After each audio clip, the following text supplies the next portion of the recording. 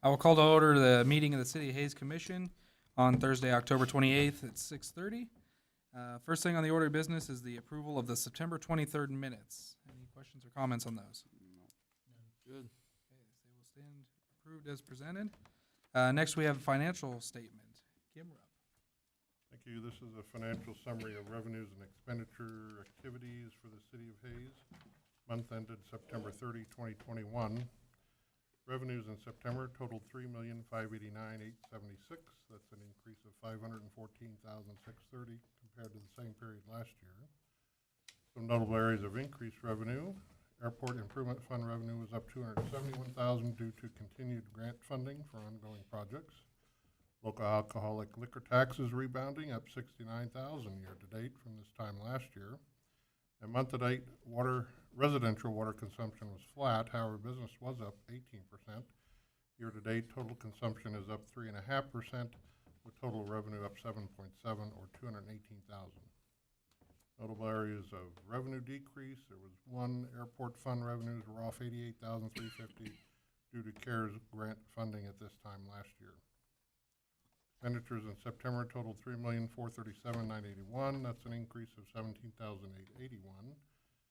Some notable areas of increases: City Commission Capital Reserve increased $473,000. That includes funding for the fire station design and continued work on the sports complex artificial turf. Acquisition of a new baler increased solid waste reserves $47,500. Stormwater reserve was up $203,000 for work to the Lincoln Draw Tunnel. And water fund expenditures rose $88,000, the bulk of which was for replacement 5/8-inch water meters and repair work on the well field pumps. A couple of notable decreases in expenditures: rehab of the East Access Road this time last year at the airport dropped airport improvement, other contractual, $97,000. You may have noticed a large credit in the amount of $609,000 to capital projects expenditures. Those are reimbursements from KDOT on the 230th 55th project, as well as a transfer from Commission Capital Reserve mentioned above on the new fire station design. And fleet fell $24,000 due mainly to insurance proceeds for hail damage from the May storm. Month to date, general fund sales tax collections were at $796,459. That is another increase, very nice increase of $146,740, or 23% as compared to last year. Year-to-date, general fund sales tax collections are at $6,300,837, up $593,000, or 10%. And the six-month average is at 14.6%, which is an increase of 11% when we compare to a year ago.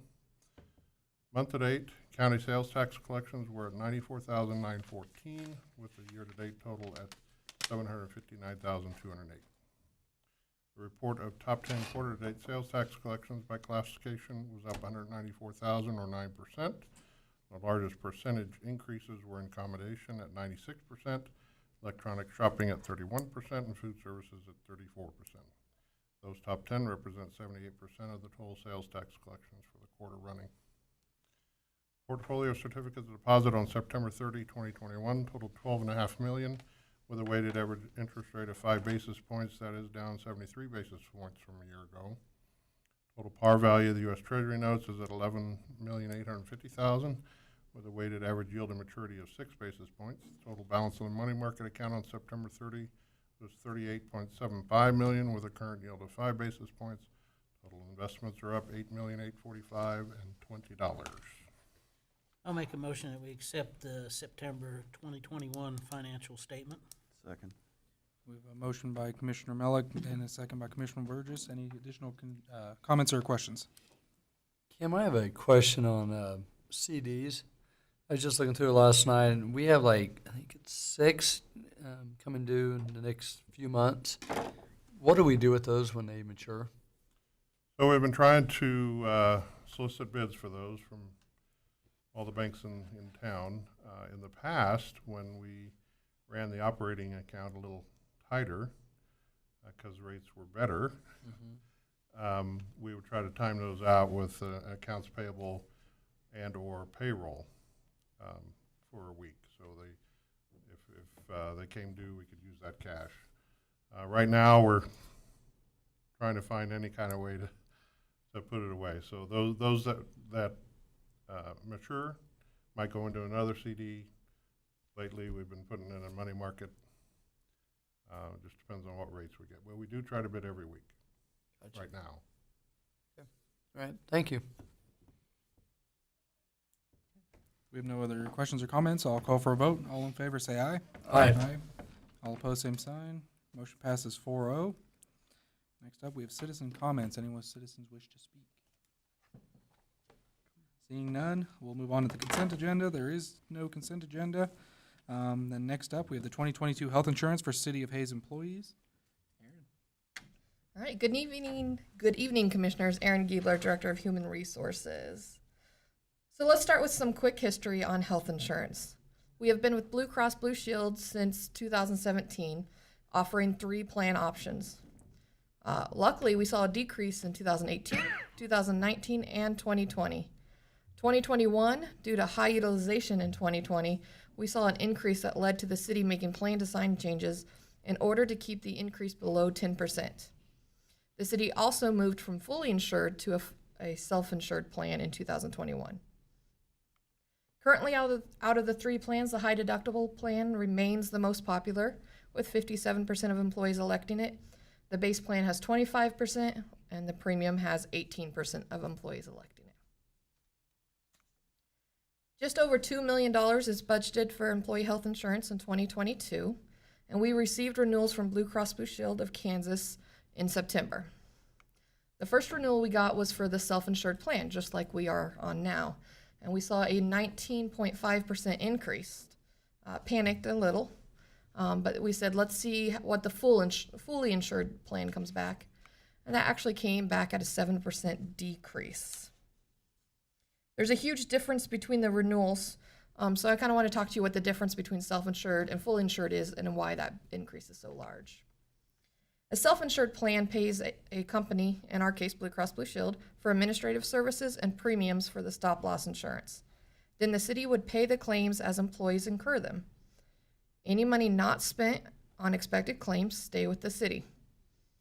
On a fully insured plan, a premium is paid based on enrollment, not claims. The option has less risk and easier to budget. How renewal amounts are figured is really what causes the biggest difference here. The self-insured plan uses the last 3 years of utilization, while the fully insured option uses the last 12 months. So self-insured is looking at 2019, 2020, and 2021. We already talked about 2020 was an extremely high utilization year, so that's being factored into the self-insured renewal. The fully insured option only includes 2021, which was so far a pretty decent year.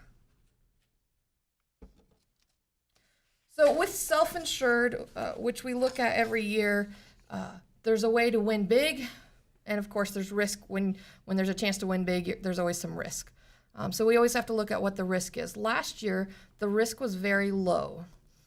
Less than $25,000 was our risk. But the reward could be in the hundreds of thousands. So we decided last year to take that risk, moving to fully insured. Also, what helped with that was the fact that 2020 was a big year for us, so if we stayed fully insured, that increase was a lot. Well, self-insured, you had 3 years to help handle that 2020 year, so you got to add 2018 and 2019 claims in there too. So last year we decided to take that risk. This year I can't recommend the risk because the risk this year is over $500,000. So while there is a chance to win and save some money, that chance is very low and the risk is very high. So because of that, I am recommending, and staff is recommending, moving from self-insured back to fully insured and continuing the 2021 benefits just as they were, the 2021 benefits for 2022. And Commission has 2 options. They can approve the 2022 health insurance plan as presented, or you can provide us with other guidance. This is the action city staff is requesting, and I'd be happy to answer any questions that you guys may have. I'll move to authorize the city manager to sign an agreement with Blue Cross Blue Shield to provide employees with a triple option health insurance plan not to exceed $2,024,200 to be funded out of the Employee Benefit Levy Fund. Second. Motion by Commissioner Burgess, second by Commissioner Musil. Any additional comments or questions? Aaron, I appreciate your in-depth research into this and being able to explain it so a layperson can look at this and see what that increased risk is.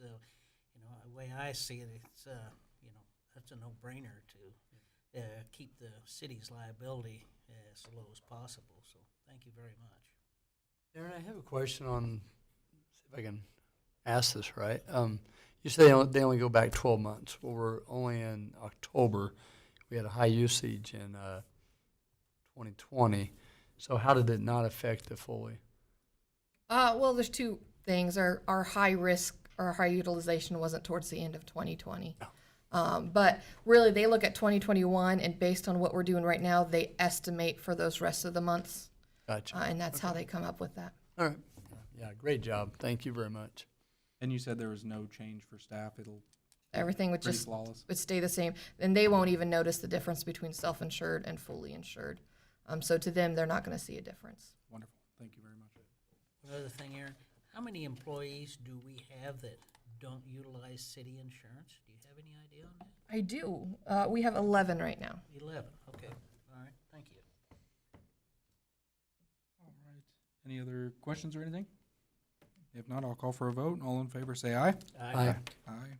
Any opposed, same sign. Passes 4-0. Thank you. Thank you, Aaron. Thank you. Next up, we have the reused pump house structure replacement, West Basin. Mr. Crispin. Good evening, Commissioners. Jeff Crispin, Director of Water Resources.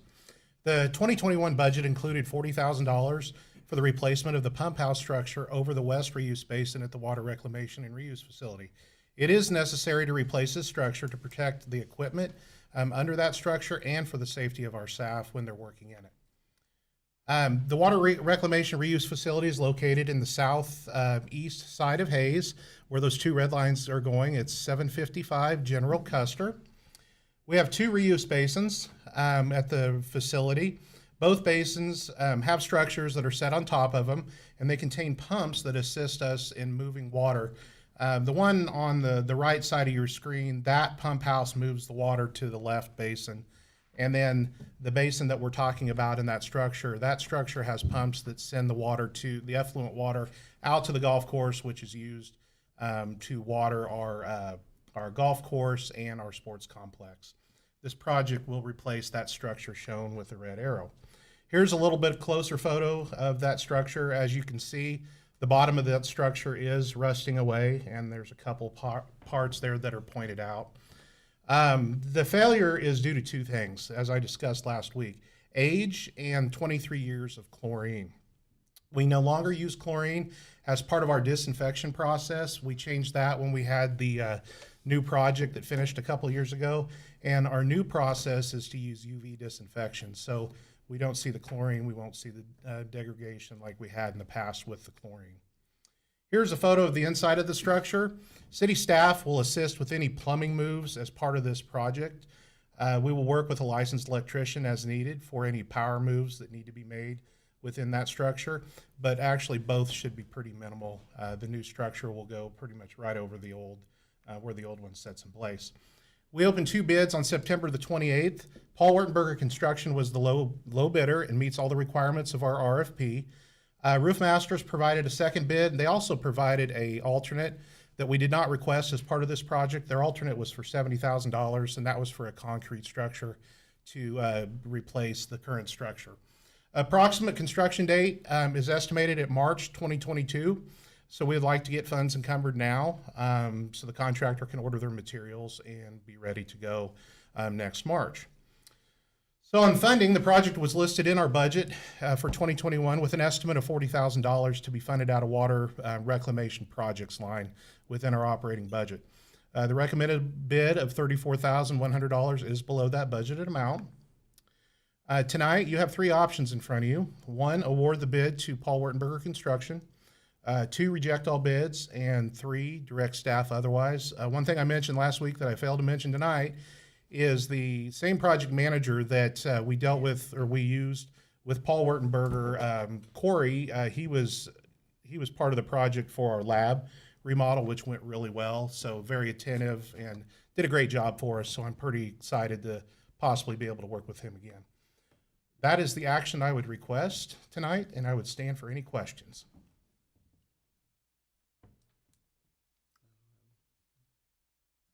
I'll make a motion to authorize the city manager to enter into an agreement with Paul Wurtenberg Construction of Hayes, Kansas, to construct a new reuse pump house structure over the west basin at the water reclamation reuse facility for a cost not to exceed $34,100 to be paid from the project's line in the water reclamation operations budget.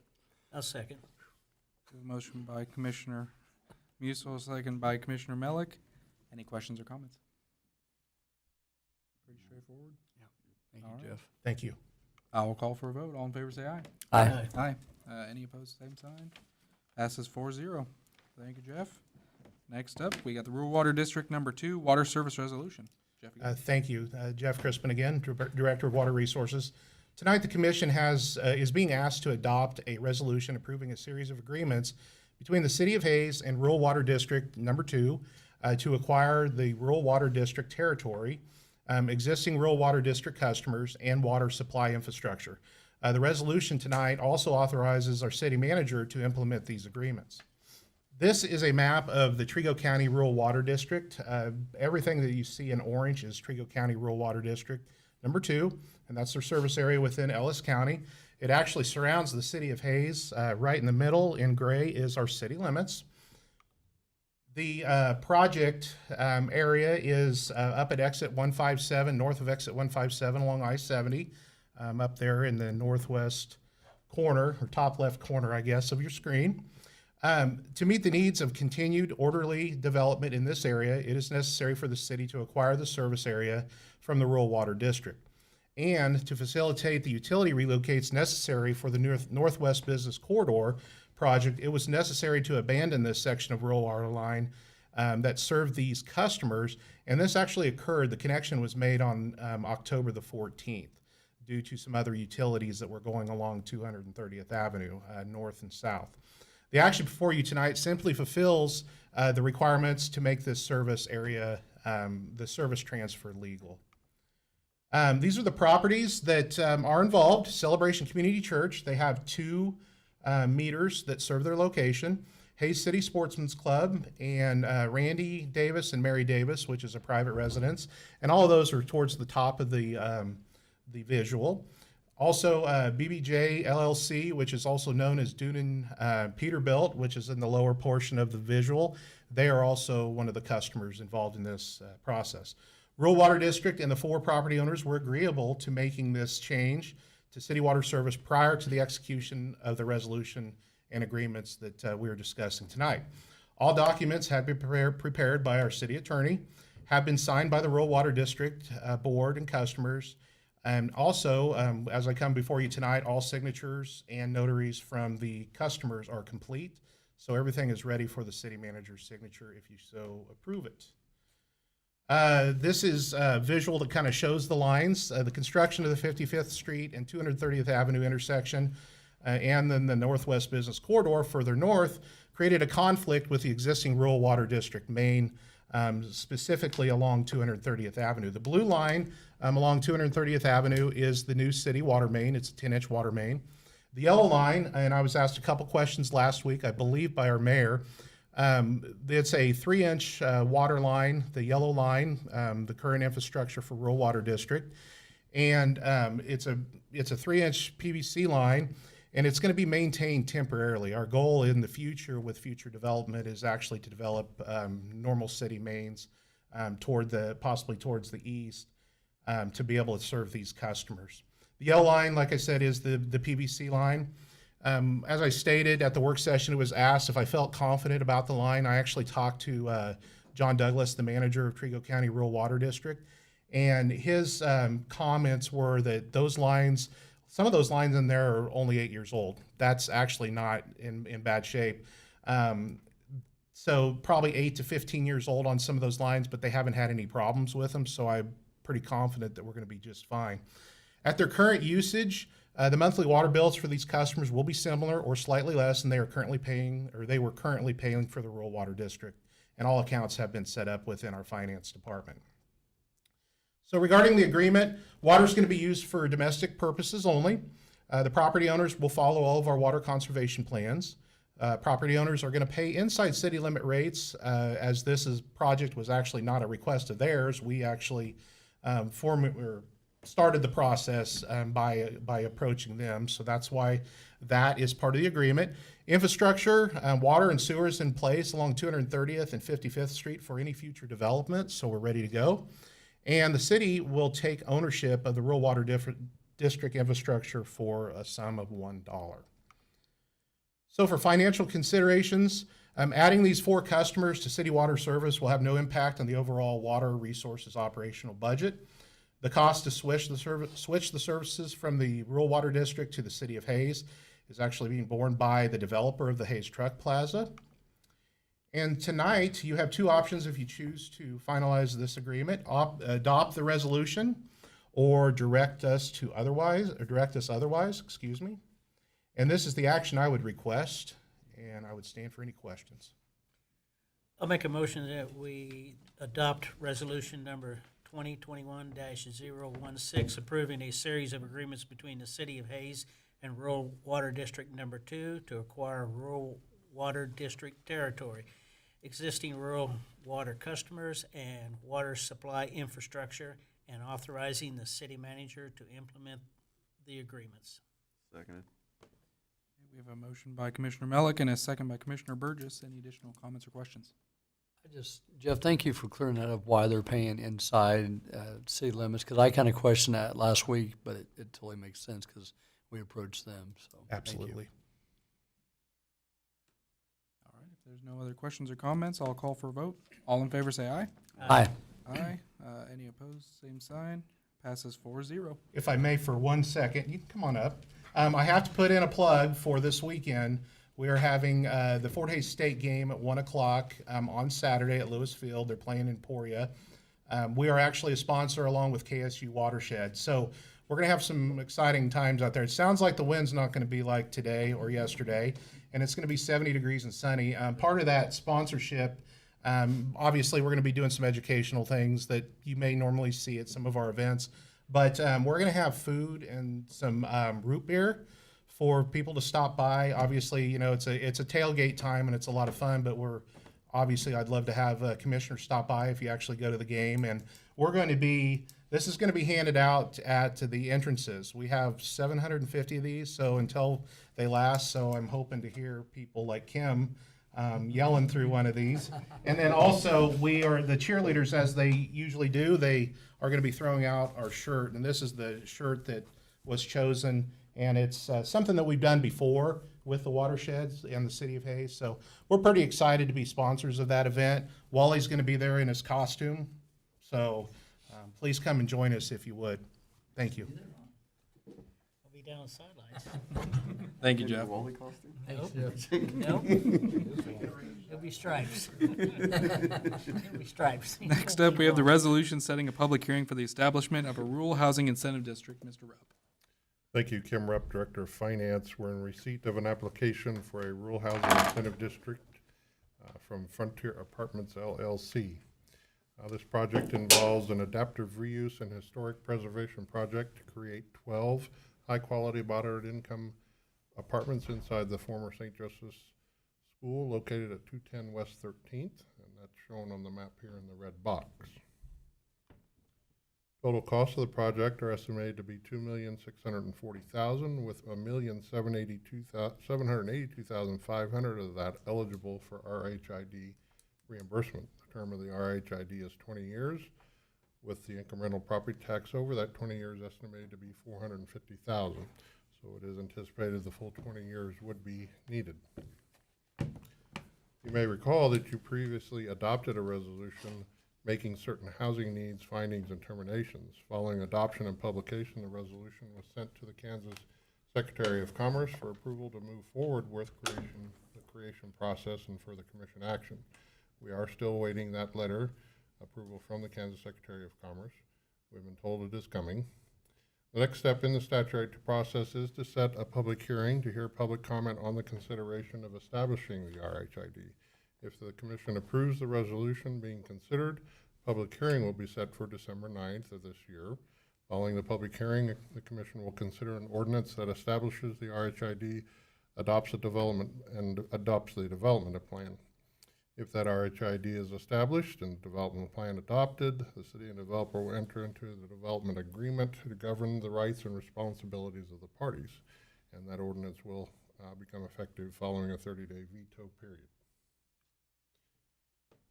So tonight options would be to adopt that resolution. That's the next step. That would move this process forward. Decline to adopt or provide us with other direction. And this would be our action requested. I'll move to adopt resolution number 2021-017, setting a public hearing for the establishment of an RHID and adoption of a development plan. Second. We have a motion by Commissioner Burgess, second by Commissioner Malik. Any additional questions for Kim? All right, I'll call for a vote. All in favor say aye. Aye. Any opposed, same sign. Motion passes 4-0. Thank you. Kim. Next up, we got progress. I think something finished. Did some finish? I think something's done. Tunnel. Yeah. Good evening, Colin Belzer, Assistant City Manager. And for progress report this last month. Public Works did do some Montgomery ditch bank stabilization. So here's a before, during picture of what they've done, and then after. Then also they made some drainage repairs. They constructed a concrete flume, as you can see on the picture on the right, to deal with some drainage issues at 27th and Thunderbird. Skyline draw. So Eric Borger with Stormwater led a group from Fort Hays State Geoscience Department to help clean up the Skyline draw. They collected a total of 140 pounds of trash in 1 hour. I don't know if that's a good or bad thing, but they would like to help once per semester in some area or another. So we definitely appreciate their help.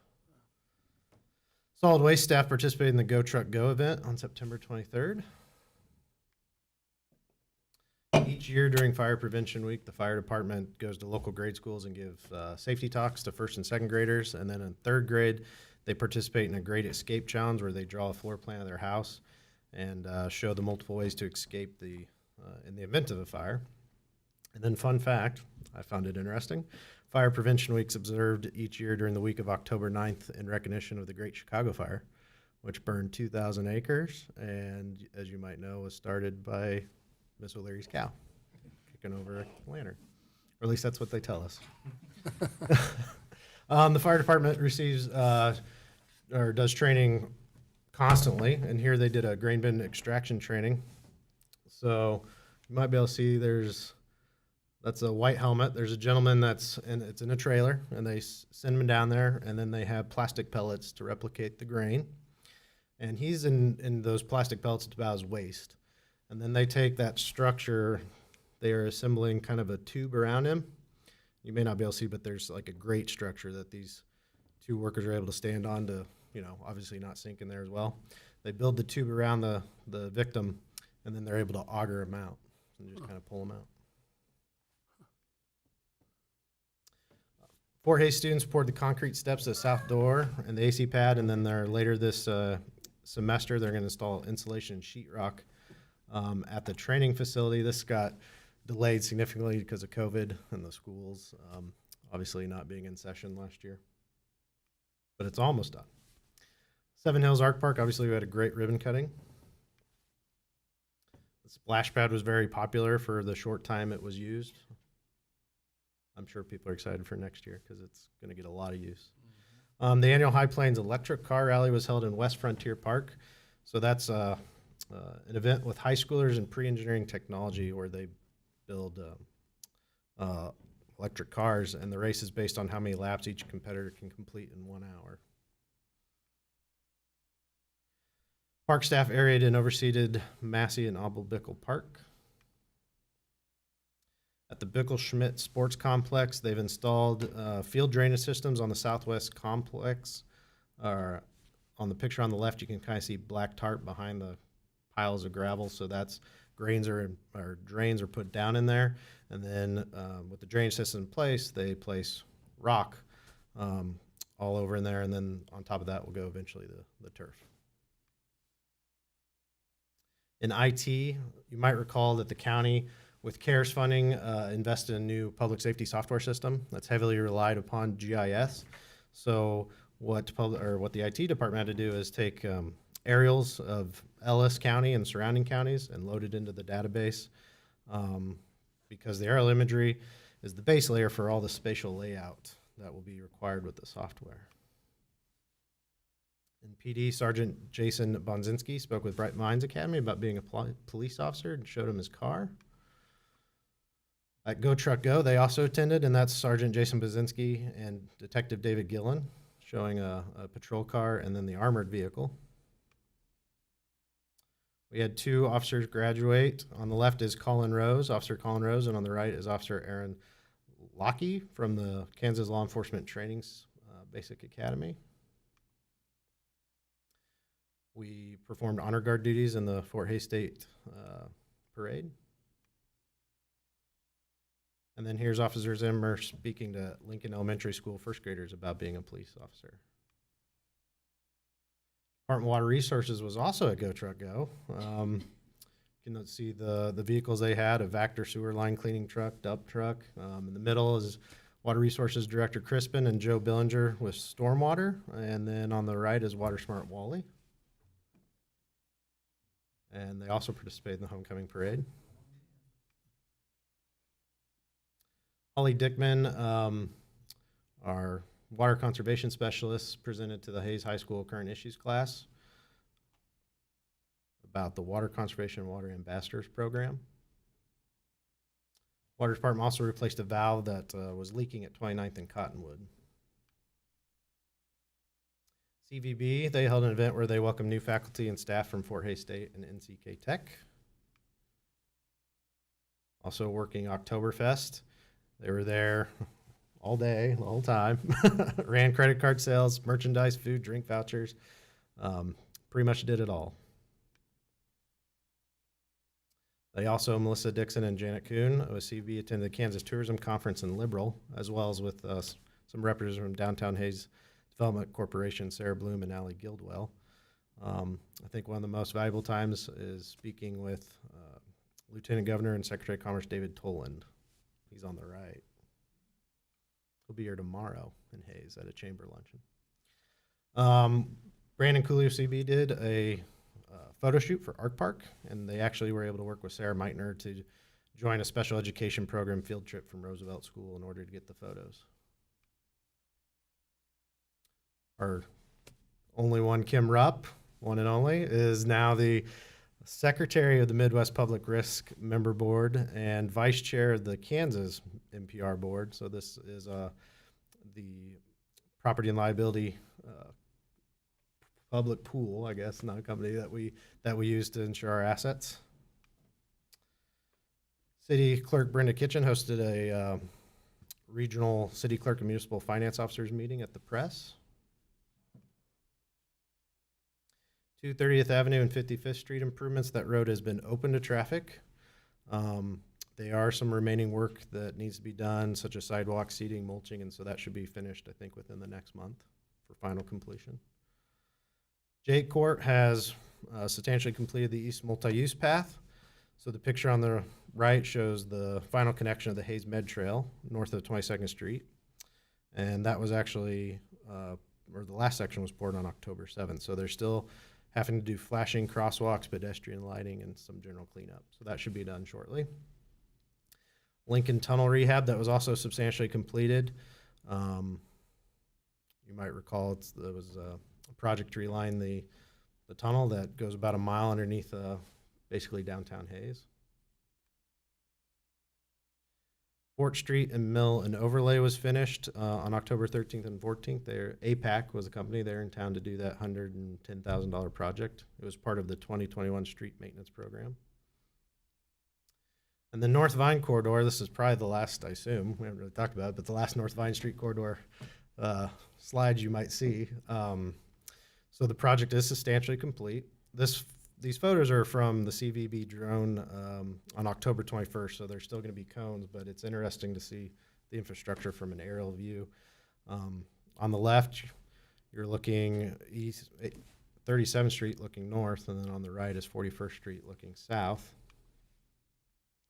And the 37th Street roundabout. And the I-70, of course. And finally, the 41st. And so they just have some general things still to clean up, but that should be, final completion should be within the next couple weeks. That's all I have. A lot of good things happening. Thank you very much.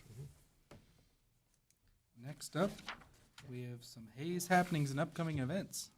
Hello, Commissioners. Melissa Dixon, Director of the Convention and Visitors Bureau. Want to let you know some things that are going on around town in November. We've got holiday open houses specifically for downtown, Thursday through Saturday, that first weekend in November. New Sternberg exhibit is coming up, and it's on display now, actually through January. So if you remember, there was a great exhibit called Art and the Animal, where they just filled that exhibit space with sculptures and paintings, huge pieces. This is kind of a sequel to that. It'll have 9 different artists with all kinds of different art forms. Toys for Tots Drive will begin November 1st, and that'll go through December 15th. Drop-off places include the VFW, Big Dillon's, Walgreens, Old Chicago, and Big Creek Crossing. For Veterans Day, there are several things happening the week prior and after. I think there's some schools that are trying not to conflict with other school schedules, restaurants that want to have free meals but not overlap somebody else's free meal opportunity. So just watch the news for some of those. But the thing that's happening on Veterans Day on November 11th, Fort Hays State will have a ceremony out in their quad at 11 a.m. They're also having a whole military appreciation week. Fort Hays State's last football game will be November 13th. That'll be senior day at 1 p.m. versus Pitt State. And opening day for quail and pheasant season starts November 13th. CBB this year sent out about 60 hunter packets for previous year's requests and new requests. Ellis County Ministerial Alliance will do their free Thanksgiving dinner. They did have to adjust last year to all drive-through model this year. It's another hybrid. It's going to be multiple locations, so there's not too big of a crowd. So they do ask for RSVPs so they can place you, and that will be on Thanksgiving Day. This is really exciting. Ellis County Historical Society is celebrating their 50th anniversary this year. They've got some fresh people on that board that are making sure their collections are being taken care of. And this is not really a fundraising event. It's really just a celebration. So they're inviting people to come out. They're going to open up the Old Stone Church down at their museum. And they're going to have tours and reenactments and speakers all throughout the day, 10 to 4, November 6th. And then that evening, they'll move the celebration down to Hayes Community Theater's new location on 8th Street, and they're going to have a dance. Everything is free, but they will have snacks and drinks for sale. Fort Hays State's tree lighting will be November 30th, 4:30 p.m., so there'll be plenty of activities building up to the actual lighting of the trees, and if you get there really early, you can jump into the Plymouth Schoolhouse open house, 3 to 4:30. Santa will arrive on Black Friday at Big Creek Crossing. He'll be there 10 to 5 that day for photos and throughout the rest of December. And we'll be hosting Keisha State football November 27th at Louisville Stadium at 1 p.m. And then definitely this weekend, plenty of trick-or-treating. Trick-or-treating on the bricks will be Friday. And then Sunday, Big Creek Crossing will have their trick-or-treat. Wonderful. Thank very you. much. All right. Next up, we got some commission inquiries and comments. Commissioner Musil. I'd also like to give a shout out to Teaming Up for Tots. It's a local kind of a Toys for Tots, and it's all the toys stay locally, and they distribute through Ellis, Victoria, and Hayes, and it's a very good organization that a lot of local businesses take part in. So I would also like to, hopefully people will get out and vote Tuesday. There's a couple of us here that are hoping good things happen, but never know. There's some, I think the school board has maybe the most entertaining, it's going to be the biggest, I think, biggest need for our community in the future. So hopefully people will get out and vote. You know, traditionally local elections, not a lot of people get out, and we need you to get out and vote. So please vote. And I think you can still vote early up until Friday. Is it the 1st? Okay, Monday till noon. So please get out and vote, or wait till Tuesday, which is what I always do. That's all I got. Commissioner Melick. All I have tonight is everyone be safe and have a very safe and happy Halloween. Commissioner Burgess. Good luck to Hayes High, who kicked off about 10 minutes ago against Eisenhower Goddard. Good luck to TMP tomorrow when they play Minneapolis also here. So high school football's rolling. I think Hayes is going to represent them well. I agree. In the playoffs. Absolutely. Yeah, I want to wish everybody a happy Halloween this weekend. Enjoy it with your kids, be safe, and go Tigers this weekend too. And do we have any executive sessions? Nope. With that, we will adjourn at 7:10.